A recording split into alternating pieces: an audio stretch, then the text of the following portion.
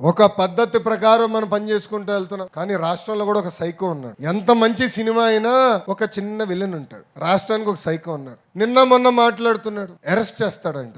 అరే 53 రోజుల్లో నువ్వు మా నాయకుడిని అరెస్ట్ చేసి ఇదే రాజమండ్రి జైల్లో బంధించి ఏం పీకావయ్యా?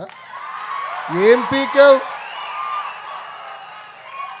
నువ్వు అరెస్ట్ చేస్తే మేము భయపడాలా? అరే ఇట్లా నీ ముందర చాలా మంది పెద్ద పెద్ద మాటలు మాట్లాడారు. వాళ్ళందరి పరిస్థితి ఏమైందని ఒక్కసారి ఆ సైకోని ఆలోచించమని నేను అంటున్నా. అంతేగాని ఈ మధ్యన చూస్తున్నా రప్పరప్ప అంటే ఏంటి రప్పరప్ప? 2 రప్పరప్ప మేము బీగుతాం. ఎర్ర బుక్లో 3 పేజీలనే ఇంకొన్నాయి చాలా పేజీలు. ఎవరికి ఎప్పుడు ముహూర్తం పెట్టాలో నాకు తెలుసురా భయ్.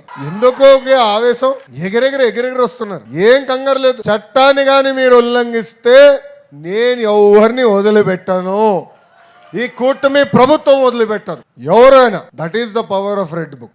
అందుకే నేను రాసుకున్నా, అందుకే నేను పెట్టుకున్నా. నేను ఎవరిని వదిలిపెట్టాను. ఇక్కడున్న కార్యకర్తలందరం మనం చేయాల్సిన పనులు మనం చేయాలి. అది మనం మర్చిపోకూడదు.